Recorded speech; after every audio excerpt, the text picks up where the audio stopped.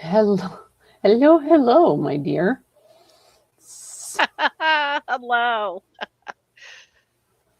We're Sorry we're late, chuckling everyone, but because, yeah, it never fails with our technology some on Mondays, so it cracks me up. All you can do is laugh, right? right, roll with the punches. That's all we can We do, do. right? Well, you know what? We're not a big production. We are just two women. Um, and that's it, right? I mean, we decided to do this live. We don't even like put makeup on and have like lights and fancy microphones, and we don't do any of that. So, welcome everyone to Beyond Nutrition Community Podcast. We're your host. I'm Sherry, And I'm Becky. and we're so grateful you're spending some time with us. So, our mission is simple, it's to help you move beyond diets, confusion, and quick fixes towards a healthier, more sustainable relationship with your body, your health, and your life. Here in our community, we believe that true wellness is more than just counting calories or macros or a number on the scale. It's about understanding how the body was designed to work, learning to support it instead of fighting against it, and creating habits that are realistic and sustainable and life giving. Whether you are on a journey to improve your nutrition, manage your weight, increase your energy, or simply understand your health, on a deeper level, this is a space where we learn, grow, and support one another. So tonight, our topic is titled So dot dot dot. We're just accusing everyone of being on shots now. Apparently, we've reached a point in society where if someone loses weight, the first question isn't how are you doing it or what's been working for you. It's so what shot are you on? So this week's episode was actually inspired by something that happened to our very own Becky. In the span of less than 24 hours, Becky was both asked and outright accused of using injections to achieve her recent weight loss. No questions, no conversations, just assumptions. So tonight we're going to pull back the curtain and we're going to have an honest conversation about what happened, why people immediately jump to conclusions, and whether we've become way too comfortable speculating about other people's bodies and health decisions. And for the record, believe it or not, people can still lose weight without taking a shot. So, Becky, take us back. Tell us what happened this past week. Right? Yeah, the unicorn in the crowd here. So that's exactly what happened or what it felt like, right? What made it so interesting was that it happened twice in less than 24 hours. I had two completely separate situations where weight loss immediately become associated with the shots, with injecting something, right? What one of the P's, if you will. And so um, there were, different things, but the real curiosity, it wasn't the accusation. They were accusations. It wasn't curiosity of what I had been doing or what I had changed or, how long I had been working on my health. Some of these were people that had known me before and then, seeing more of like the recent side by side comparisons. But the assumptions were basically you've lost significant amount of weight, therefore you must be taking something because I have been doing it for so long, right? And it did kind of catch me off guard because I have also been very public about this whole process. I've shared, food in my stories. I've shared my imperfect workouts. I've shared me, being outside, my sleep. I've been very open about, my Aura Ring and my Hume Band, the changes that I've made with carbs, protein, movement, nervous system. You know, I have felt like I have been very open and the different ways that I've evolved even along the way. Yet somehow the visible results erase that whole, entire process because in someone else's mind. And it was like I immediately got here, in the last just couple months, right? Not the fact of it has been such a journey. So, when was the first time someone asked you if you were taking an injection? So I the first time that they ask, I know that there were, accusations or speculation made. But I would say the first time that I was aware, right? Because I've had other people be like, well, someone asked me if type thing, right? So hearing it through the grapevine, but the first time that someone actually asked me was when I actually hit 145 pounds. Um, so that put it about at a 40, 50 pound, weight loss. Um, and then ever since I've gotten past that. But the first, to have the most recent two was just this past week. And having them that close together is what, made me realize that it's it's people's automatic default, right? They just automatically default to that instead of being interested. Instead of asking again, what have you been doing? People just automatically jump to because it is so mainstream popular right now of what shot are you on? What's your regimen? Absolutely. So, I know what your immediate reaction was because you called me. But the first one was an actual question. Mhm. The next one, in less than 24 hours, was not. It was an accusation. So, what was your immediate reaction when you heard the first one and then the second one? The first one again was someone that knew me, right? They knew kind of my journey. They knew what I had been doing. And it was more, in that aspect of what has changed and how have you structured it. More curiosity towards like my coaching and what I've created. The second one, I will say, initially the response was it pissed me off. Um, and it made me mad because my stance has been for years, and I know we'll go back through kind of the timeline of history here, but my stance has always been no pills, no pokes, no potions. I have been very open about that for well over 2 years. Well, let me And stop you right there. So, when you say that, are you talking about everybody or your journey? me There personally, we go. Yep. um, me personally, this is just my journey. It's what's the stance I took. And like I said, we'll go back through the timeline here because I will point out a point, right? There was a point where even myself was on pharmaceutical medications. There was a point where I was in the Western medicine allopathic realm, right? And was told I needed those. And then that kind of, again, transitioned into more of like the functional space until I basically said, forget it, I'm done with it all. And literally threw it out in a diaper box. But again, that's anyone that has known me knows, that this has been a process up and down. I've been over 200 pounds a couple different times in my life. And so when, I finally had enough was the most recent time. But yeah, the initial reaction, again, it come more from a caring place. The Mhm. second one, was solely an accusation. She was very skeptical on what I had been doing, trying to say that I also gatekeep information. I've opened up, Instagram. Anyone that's over here watching on Instagram, scroll back, you see it in my feed. Um,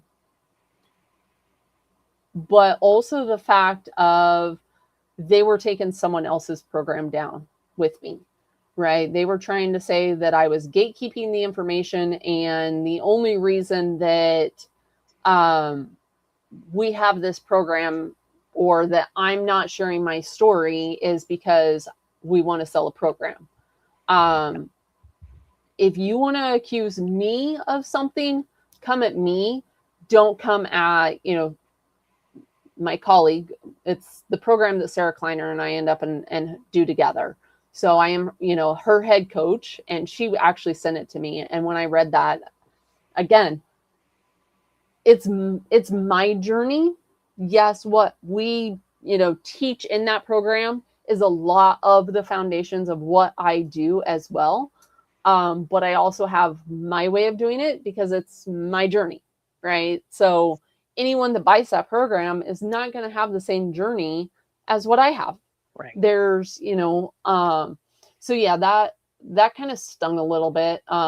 Still irritated me, created a very snarky result because, like I said, I have been very consistent on my stance of no pills, no pokes, no potions. I don't even do, the little happy juices or the, burn fuel, whatever you want to end up and call them. I can't even think of them all.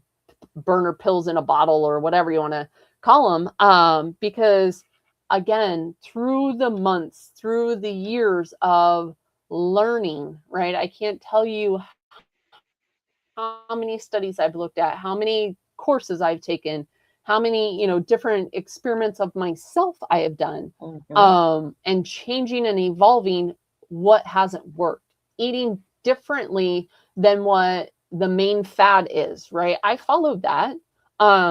Again, as we get into this a little bit deeper and I go through, I do have pictures loaded to kind of give that timeline. But yeah, part of me wanted to just say, in a very snarky way, that did the shot help me to end up and get outside in the morning? Did it help me to get in the dungeon in the morning? Did it help me to, meal prep my meals? Did it, help me to fall asleep? No, that's all stuff that I focused on, right? That was me doing.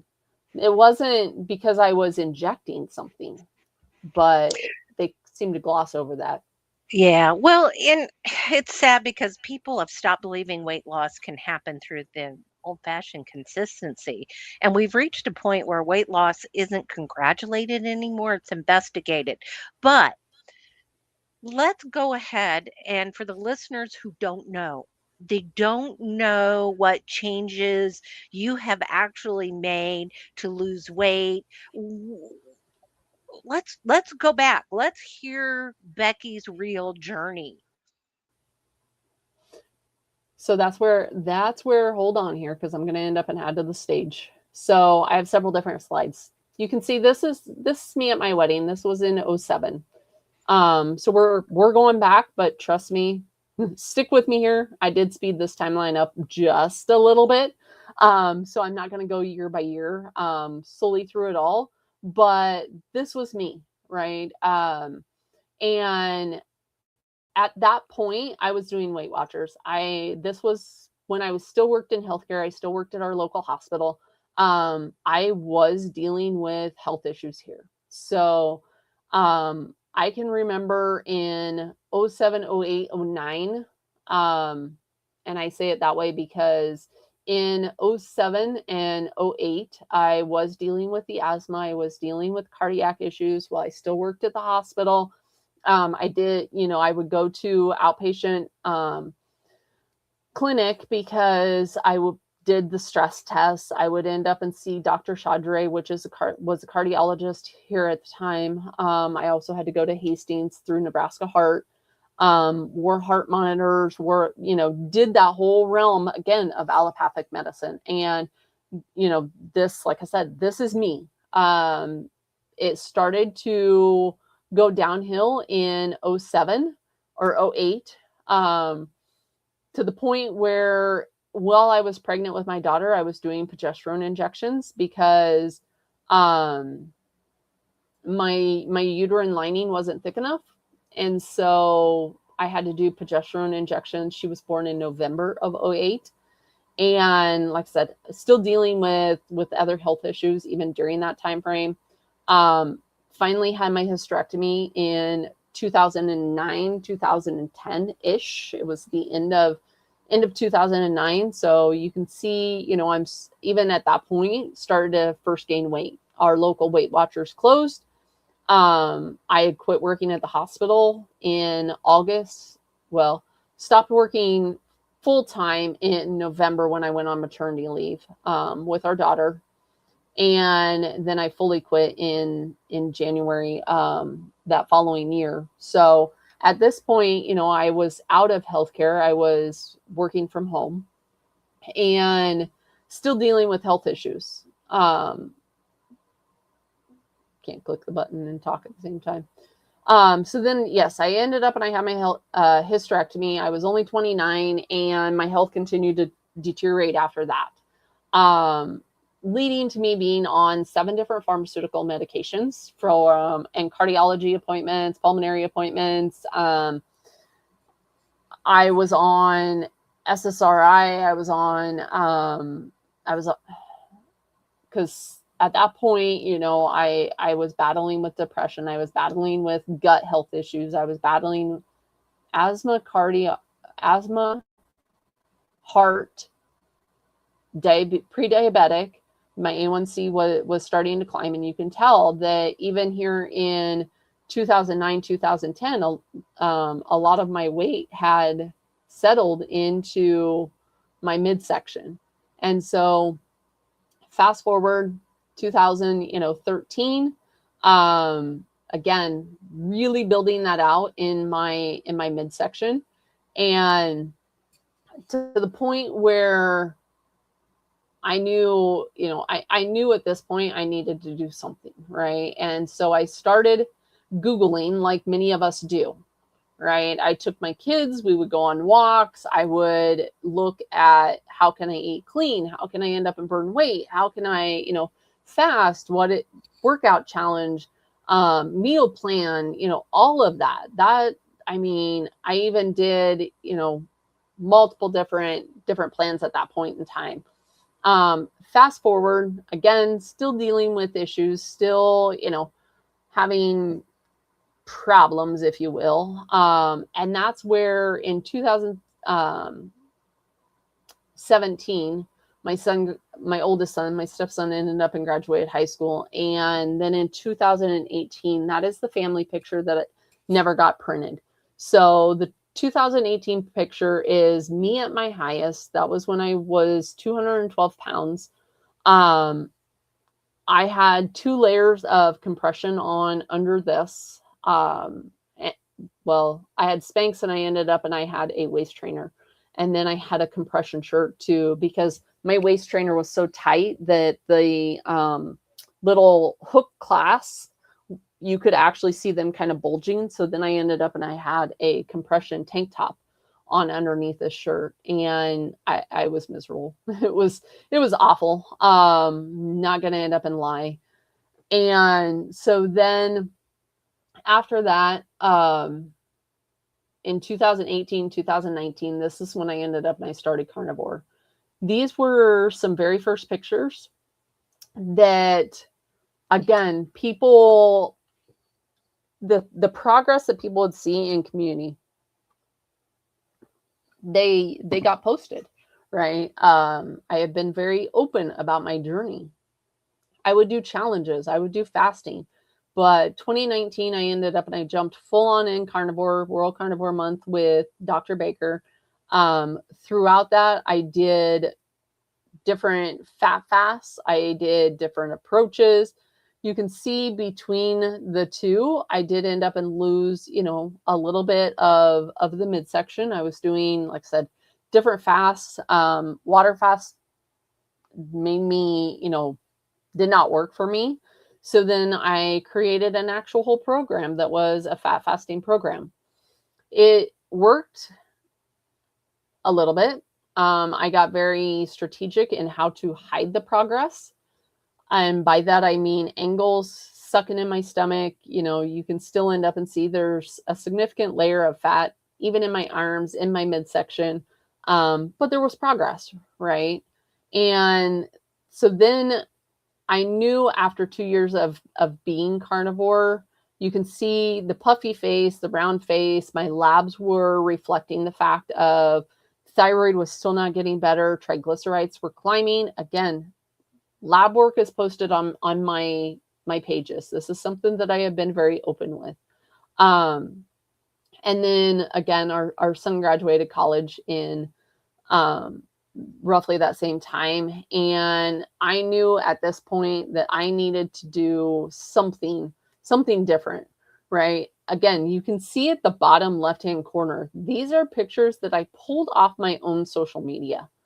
So as I go through this timeline, you will see the dates, right? I did found and create the BNC community, and that's the first time that I come up with the 6 intuitive steps, because in 2021, go back here, in 2021 I ended up and I got certified in quantum and circadian biology, and I started to look at things on a different approach from that matter, right? I was still doing whole food the whole time that I had been researching everything. I was clean eating. I wasn't doing, the processed stuff.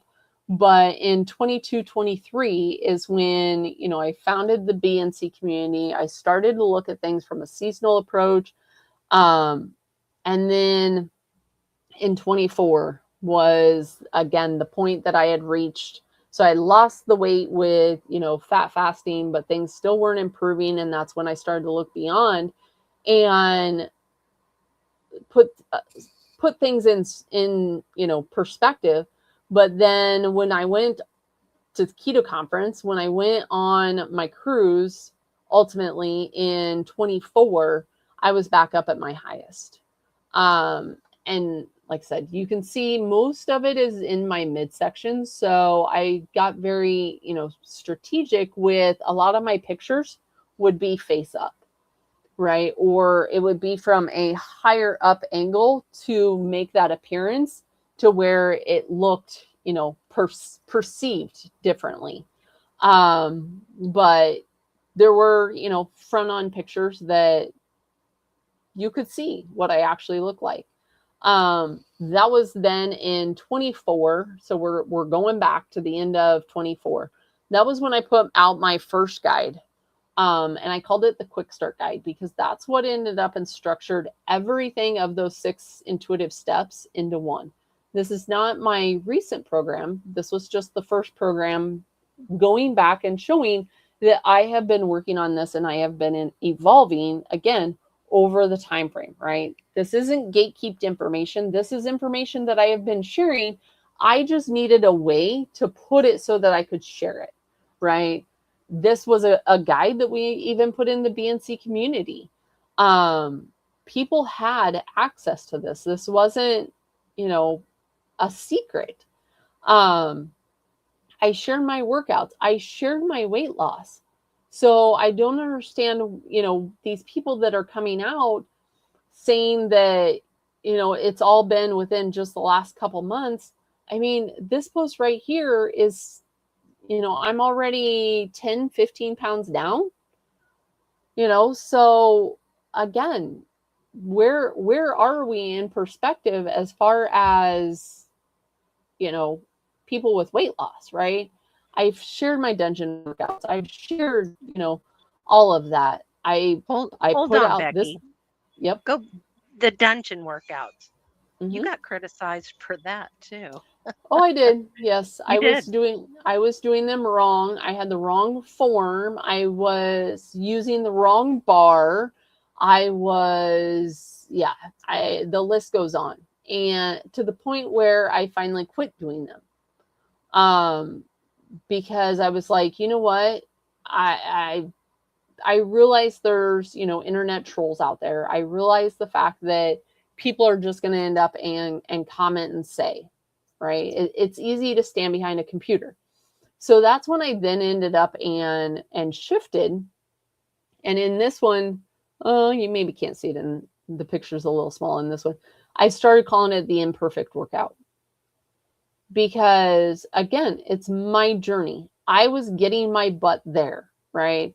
I was going for walks. I was doing my workout. I was, doing it, even though it may not have been perfect form or perfect workout, rotation or routine of someone else. I was still showing up.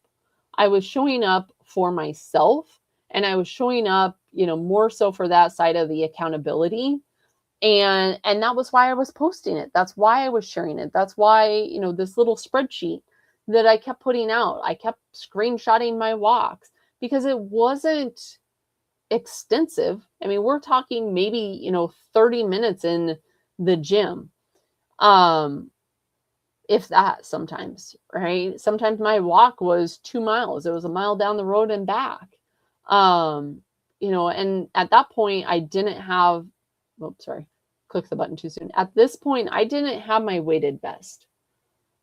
These were just simply me getting out, me being one with nature, if you will, hitting one foot in front of the other, hitting the gravel.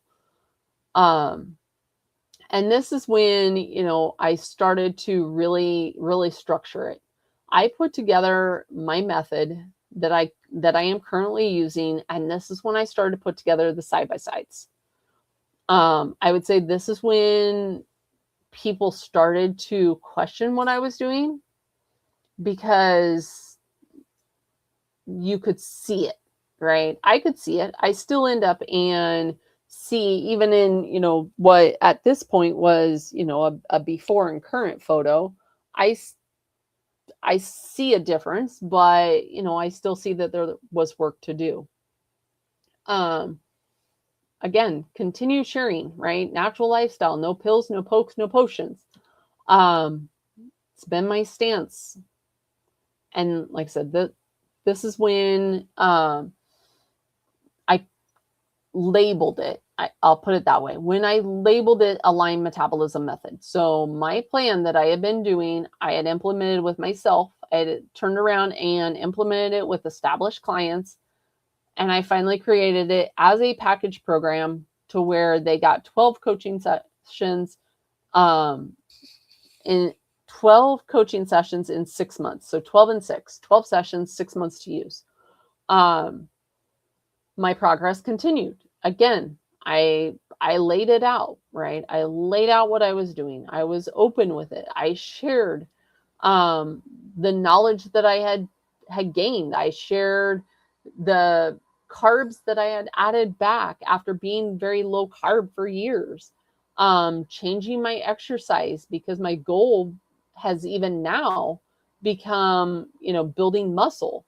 And so then I started, putting even further. I'm looking for this is also when this photo, which was a family photo on our deck, got questioned after that photo got sent, but I was currently looking for one. But yeah, so I was looking for my imperfect flexing photo, but I might not have had it loaded in there, because when I started to change my exercise, because my goal had shifted, right? I did the cut. I did, lose weight the normal way, right? The old fashioned way. Structuring, making sure I was getting sleep, making sure I was getting sunlight, making sure, that I was eating what was right for my body, not fasting, right? I was very open about eating 3 meals a day. But then when I shifted and started to what I called Operation Building Muscle rather than, weight loss, and started to shift, that even got questioned. And the hardest work hasn't been physical. A lot of it has been even the mental side. And that's where stress management comes into play, right? The stress and nervous system, the mental side, as I, have gone through this, is one of the biggest factors, because again, I said I was on, those 7 different medications, and part of that was the depression. So, you know, before people knew me, yeah, I was in that space. So people saw the after picture, right? But nobody was paying attention during the process. And literally anybody can go back on your social media and go way back and see the progression, right? And that's Mhm. the irony, that the same people making the assumptions probably weren't encouraging you when you started. And again, they weren't paying attention because you put it out there. You put out your food. You put out, you were out there in the morning, getting the morning light. These are all, we talk about it. We have been at this, what we say, 3 years on our Mhm. podcast. Go back and listen to our podcast. We talk about all this. So when we're going to kind of dig into the assumptions as you keep going through the slides, but what do you think made people automatically assume you were taking an injection? My feeling, and we're going to address this as my feeling, right? Because there's a lot of GLP-1 medications out there. Um, they have become incredibly visible culturally. There is so many different people using them, right? And I'm not saying that they can't be, but people are seeing dramatic transformations everywhere, especially online, because you're only seeing a highlight reel. A lot of people are only sharing part of it, right? And medication and different avenues of access to that have become so visible and part of every conversation that now significant weight loss, it automatically creates that, right? Because you scroll through a Instagram feed, or you scroll TikTok reels, or you scroll, it's out there, right? And so um people have such availability to the medications that if someone doesn't know someone's medical history, or someone's body, right, then they don't necessarily take the time. They just end up and see that snapshot, because again, when you're scrolling your phone, you're just seeing that snapshot. People aren't going back and looking at your page to see that, right? You only have typically a 15-second clip or a 60-second clip to be able to get your message out, or to be able to get your method right. um and so people are in that instant gratification side of things, that they automatically jump to that assumption, because again, it's so mainstream, everyone is doing it. So So, did anyone ask about the work you put in before jumping to that conclusion? And we do know the first person did, right? But there's yes. been others. There's been other comments that you haven't even, that I know has been said, right? That you look sickly. Yeah. There's been a lot. Um, so did those people ask you what have you been doing? Or did they just automatically go to the conclusion? Many end up and just go to the conclusion. The Yeah. assumption came first, right? And that can feel very dismissive, right? Because again, you've seen the timeline. Yes, I sped through the timeline, but it wasn't just here and now, right? It wasn't like this was just done. And again, another photo I meant to put up was, my Hume scale. This wasn't just done in the last 6 months, right?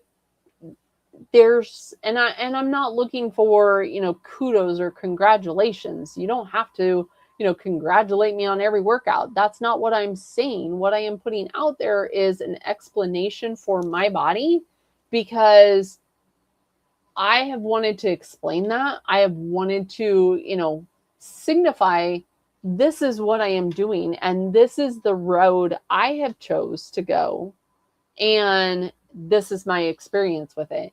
And so when someone ends up and automatically just assume, because they end up and they see the before and they see, where I'm at currently, that feels like a lot of that work that I have done and evolved from. I'm not going to say that, carnivore didn't work or keto and, flexing didn't work. It worked until it didn't. It was a tool. But ultimately it did not get me where I am. Now, again, I don't regret doing it, because I did learn a lot through that time frame, right? Um, but yeah, I do feel like a lot of times when people automatically jump to those assumptions, it can feel very dismissive. Well, not only that, but all your hard work just got replaced, right? And so it's very frustrating because people didn't see what the nights where you made sure you were in bed asleep, or the nights you didn't sleep well, or the stress that you were under of outside sources, and how you dealt with that. There were a lot of behind the scenes things, but it was so frustrating because you worked so hard to get there.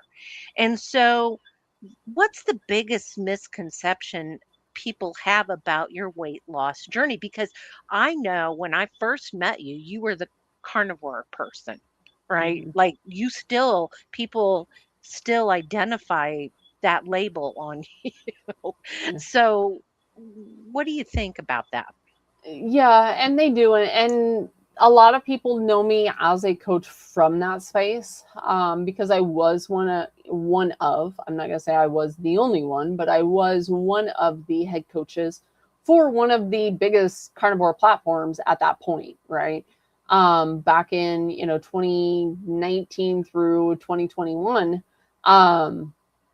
I was, like I said, one of the head coaches. I had helped with even behind the scenes with that platform, um, and so that's where I don't want to say my identity, but that's essentially right. People identified me with that space, and then there's even the people that identify me with a keto space, um, because I did coach for that space. And that still doesn't mean that I can't coach those methods, or, that there was that one magic thing. And I'm not saying that what I have found is the magic thing for everyone, right?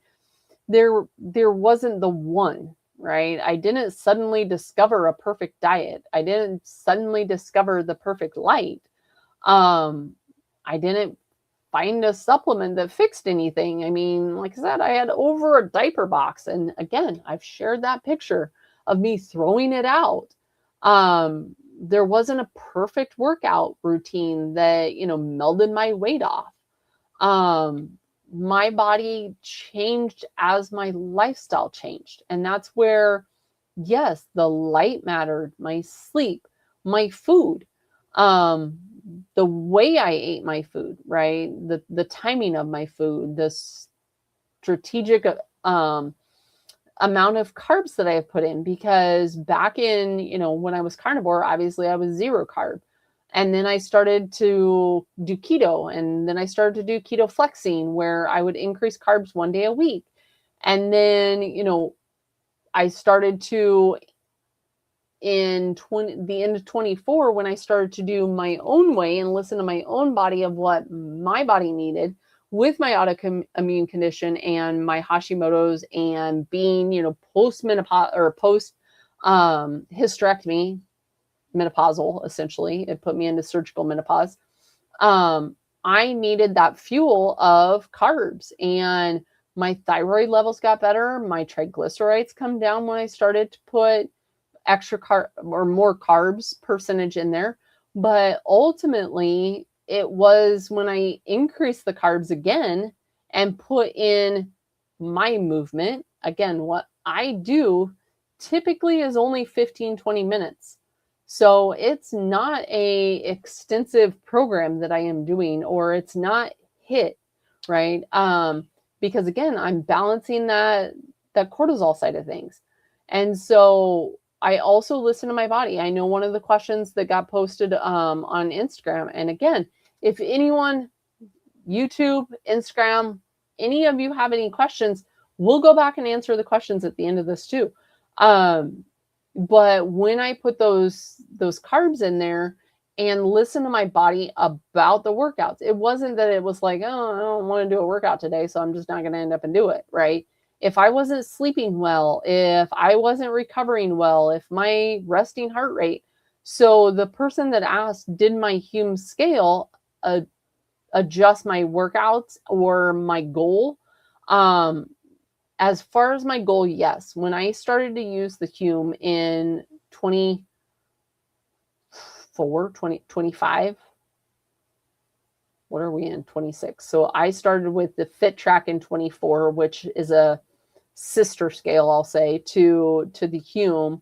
And then when I started, my method and started the Hume, that is the progress. When people see that Wellness Wednesday post and I'm sharing, the body fat percentage, the lean muscle mass, I'm sharing all of that.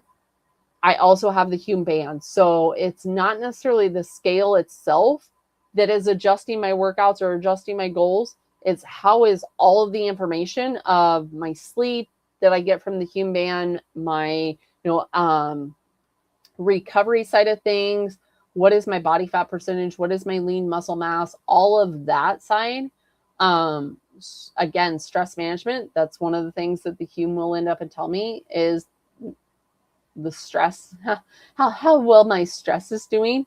All of that adjusts what I am doing. So I don't adjust day to day. It's one of those where I evaluate. If I need to end up and adjust, then I'll do it even on a weekly check-in, not a daily, unless it's the sleep side of things. If I had really poor sleep, Sherry, you know as well as anyone on some of these nights where stress and life is life. That's what I like to say. Life's. I won't do as much, strenuous activity. I will do more of like the legs up the wall, more breath work. Again, the nervous system side, right? So it's not that I'm just saying, oh, piss to it, I don't want to end up and do it. It's how well are you listening to your body? How well are you gaining that consistency? And it's Yeah, and one we lever. have check-ins, right? I Mhm. mean, we talk almost daily, and we're really what we're doing is having a check-in for both of us. And I mean, I'll be honest. I remember you calling one time, going, "I stopped at the gas station," and you were stressed. And you know what? It was like, okay, so we both know that you had your moment, but that didn't derail you. That didn't make you on the very next meal fall off. You had a moment. And you know what? You were calling and checking in. And what I didn't do was go, oh, Becky, oh, bad Becky, Becky, naughty, naughty, right? It was like, okay, good, good. Get it out of your system. And you went right back to at it, right? So Mhm. you had life. That's my point in all of that. So why do you think, and I know we're influencers, right? But why do you think we're owed an explanation for somebody else's body? Because we've normalized it. I mean, and that's sad to say, but with social media and as much as I put things out there more for even just my own accountability, um weight is one of those few health related, right, taboo topics, if you will. People feel incredibly uncomfortable most of the time discussing. I have become comfortable. I'll never forget the first time that I actually put my weight out there, and you're like, "Are you I sure you did. want to do that?" I did. I did. But again, my response was, "I'm an open book, right? You have a question. I'm not here to end up and hide it, right? Yes, I have a program created around helping people, right? There for a while, I share my macros, but what happens is people would end up and try to replicate it, and so to answer your question, as the comfortable of commenting on someone else's body, yes, I end up and I put it out there, because I want to be that support. I want to be able to help someone else, and people to end up and know that, hey, I didn't come from a place of bodybuilding, bikini model body, right? And hopefully the fact of seeing somebody else's body, and what has happened, um, would resonate with them. It would be real with them. They would be feel more relatable, um, because the thing about people commenting on someone else is you don't know if they're sick. You don't know if they're grieving. You don't know what they're going through behind the scenes. A lot of times that's not put out there. You don't know whether they've been working on this for 5 months or maybe it's been 5 years, right? The visible change isn't automatic to the public information, a lot of times. And so people automatically feel like they can comment on anything, right? Like whatever they see is free reign, right? So yeah, it's unfortunate Well, sometimes. so with the injections, right? Imagine walking up to someone and asking about any other prescription they may take, but they don't. Hmm. They only ask about what is popular, what is out there all the time, and what we're inundated with. If I turn on the TV right now, I'm sure I will see some type of, you know, injection commercial. Um, so and the sad thing is, people are taking the injections. I just sometimes I cringe. It's like, oh my goodness, you only have a few pounds that you want to lose. Why are you doing that? Right now, I'm not in their shoes and I'm not, but again, health has become public property. Yeah.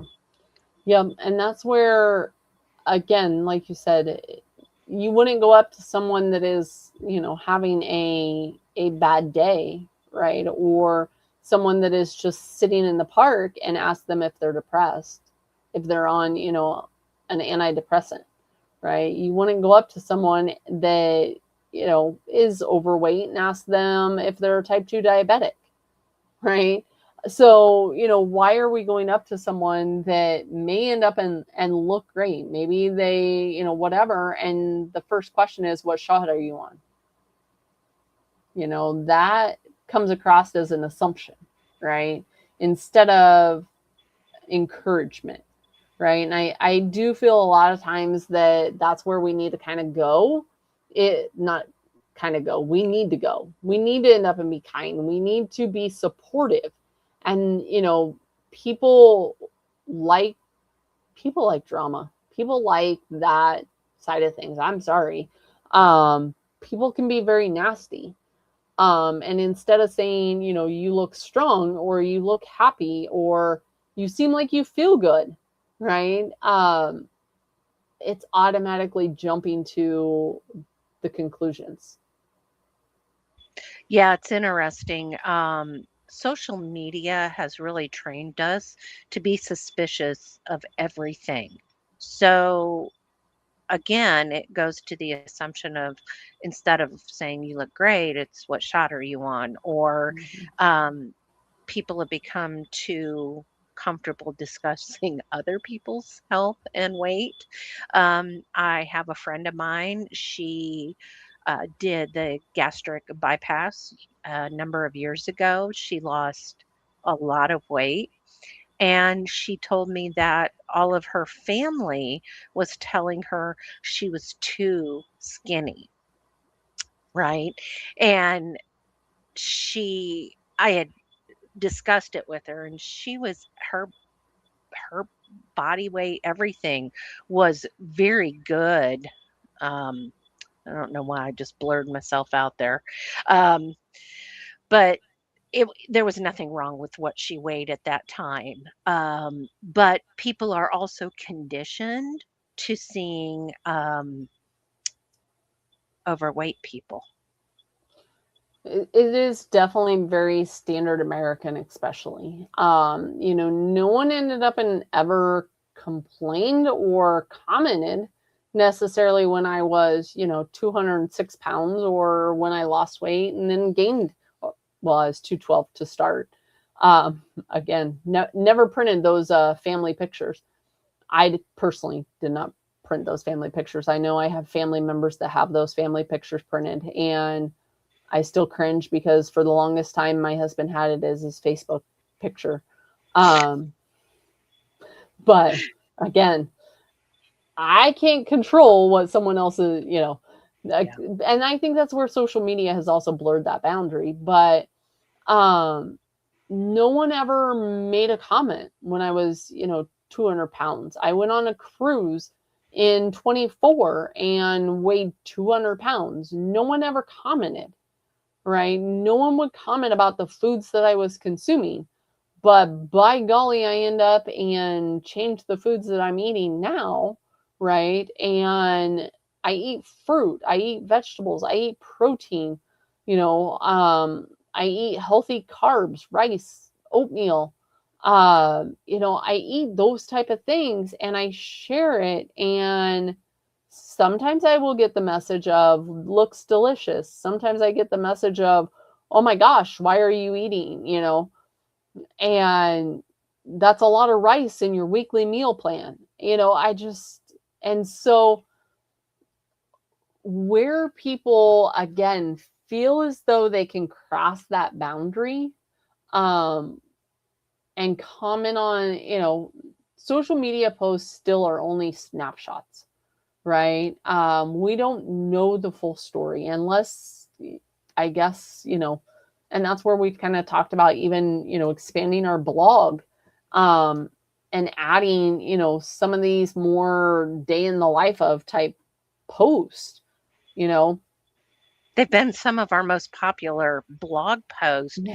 And it's like, wow. I mean, because I feel like I'm pretty boring, and I got up and I opened the door and I seen the sun come up, and I started to get ready for work, and then within 45 minutes I was eating breakfast. Like, to me it was like, ooh, that was so exciting. Like, how boring is that?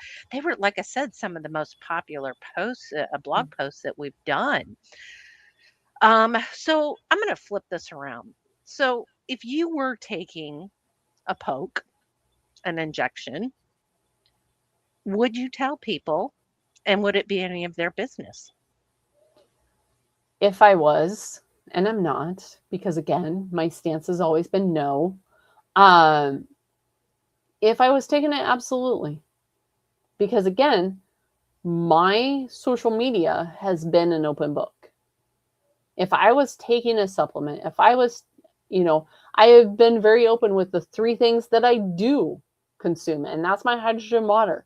It's one of the things that I have been very consistent with. We've had Dr. Paul on the podcast several times.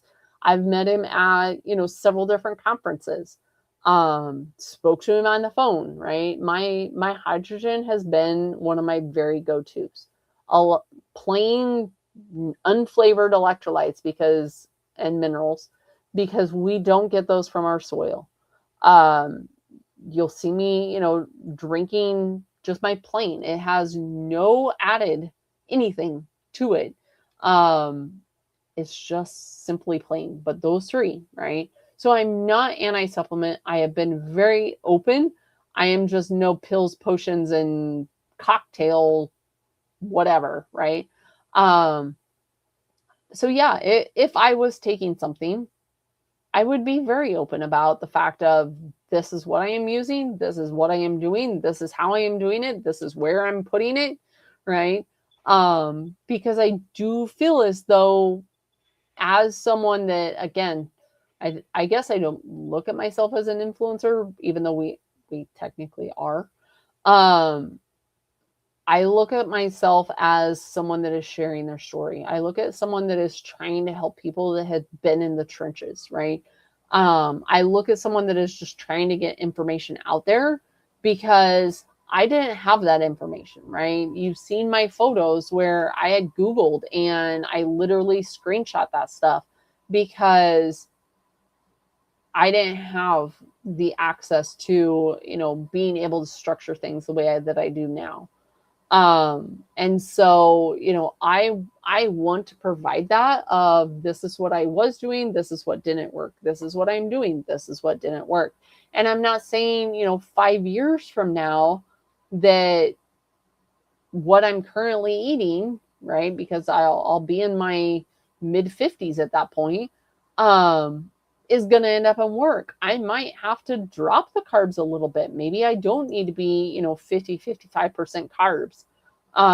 We'll see, right? But yeah, I do feel as though if I was taking something, I would be very open with it. It I tells a like that. story. It tells my journey. It does. And one of the things, that you kind of glossed over with your program that you have is you are not coaching people to do exactly what you did. Um, it is very individualized, and that's what I love about it because look, I'm in my late 50s. So what if I tried to do what you do, my body would not like it. In fact, I've commented, you'll text me pictures of something you're eating, and I'm like, thank you. I just gained 5 pounds from looking at that picture, and you laugh. But again, my body's in a different spot than your body. And that's what I like about your program is it's very individualized, which is why you have the coaching built into it. Mhm. Yeah, it's definitely not a here's your guide. Um, here's your, plan, right? End up and do it. And everyone, it doesn't matter whether I have one client or whether I have 15 clients. Um, they're all individual. And that's the time behind the scenes that people don't see in the coaching business is I'm not giving a blanket approach because no transformation has that one magic intervention. It is constantly adjusting different levers, right? Some people may end up and handle workout a lot better. Some people may be sleeping better. Some people may be waking up in the middle of the night to pee. Some people maybe, live in California versus Canada, right? Everyone is going to end up and have a different program that I set up for them. And so it's not going to be just like mine where I'm sitting, smack dab almost middle of the United States. It's going to be different. It's going to be based on them. It's going to be based on, their intake that they submit. Well, I mean, perfect example, right? Today, our high was 106. That was actual temperature. That wasn't real feel. And I'm like, no, I am not going outside to walk. And you said to me, Doesn't mean that you can't do your workout inside. right, right. And it's nature's sauna. And I was like, oh my goodness, like somebody would find me keeled over somewhere, with that real feel temperature. But I have to take that into account right now. And that again, going back to your program, that's what I love about it is it is so individualized. For example, the weather, right? You take that Mhm. into account. Um, I found this quote, and it kind of reminded me of you. So, and I don't know if I told you this or not, but quote, because contrary to popular belief, hard work, discipline, and consistency are still available without a prescription. So true. So true. So, anything else? Are there questions out there that we need to address? I don't think so. I don't thank you to those that are saying your honesty is so refreshing. So all I've been out here, hoping for is to end up and portray that honesty, portray that, open book. So if anyone does have questions, feel free to end up and message me if you don't want to comment. Um, but yeah, I don't necessarily see any comments. Okay. So, as we wrap up tonight's episode, we hope we leave you with one important reminder. You rarely know the full story behind someone else's transformation. What we see in a photo and on social media or in a passing moment is often just the result, not the months or years of effort, setbacks, learning, and consistency that created it. Real change doesn't always come from a shortcut, a hack, a miracle solution. More often, it comes from ordinary choices repeated day after day. So, before making its assumptions about someone else's journey and before giving up on your own, remember this: real change is real. It's just slower and quieter than the internet makes it look. So, yeah, go ahead, Becky. So true. So Yeah, true. And, my transformation didn't happen because one magic intervention. It right. happened because of the years that I have, been learning, experimenting, and adjusting, and eventually understanding my own metabolism as well as others. And, that I needed more than just another diet. Right. And that's my story. And, just because it didn't involve medication, it didn't involve surgery, it didn't involve, a poke, doesn't mean that that can't be someone else's story. And I'm proud of you if that's the journey that you're on. um, because I do feel like, anyone that is making progress, even if they have to use a crutch, progress is progress, and that's something that we should be supporting, and we should be kind and understanding of each individual by themselves. Absolutely. Well, thank you everyone for spending this time with us here on the Beyond Nutrition Community podcast. If you found value in our conversation, please take a moment to like and subscribe and share this podcast with someone who could benefit from hearing it. Your support helps us reach more people who are looking for real answers and a healthier path forward. And if you're ready to go deeper than just this podcast, we're going to invite you to join the BNC, the Beyond Nutrition community. Inside our community, you'll find ongoing education, tools, resources, accountability, and the support of experienced coaches who can help you apply what you're learning to your own health journey because knowledge is very powerful. But transformation happens when you have guidance, support, and a community to put that knowledge into action. So remember, you don't have to do it alone. Well, we do go live every Monday evening. We were a little tardy tonight because of technical difficulties, but we do aim for our 7 p.m. Central Time every Monday. For those of you listening on iHeartRadio, Apple Podcasts, Spotify, and other podcast platforms, new episodes are uploaded every Tuesday morning. So we'll see you next week for another episode, and we're going to tackle a hot topic in the health and wellness world. And so we're going to title next week's podcast, Food is Medicine, Revolution or Buzzword. Can the food on your plate be as powerful as the medicine in your cabinet, from preventing chronic disease and supporting metabolic health to influencing the future of healthcare?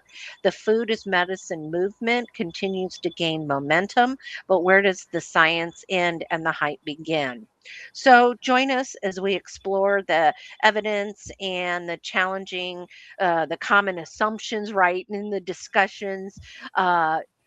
Do you believe food can be medicine? We're going to talk about that next week. So hopefully you will find that very thought provoking and you can come up with some questions before next week. You can always reach out to us through our social media sites, which I have, there's a whole list of how to get hold of us under the show note, under the podcast notes here. So, Becky, I'm going to let you end this and take us on out tonight. Awesome. Absolutely. And like I said, I'm an open book. If anyone has questions about this journey or my journey, or the program that I offer that is similar to mine, which is called the Align Metabolism, it's my structured signature program. Feel free to reach out for me for more information. Have a wonderful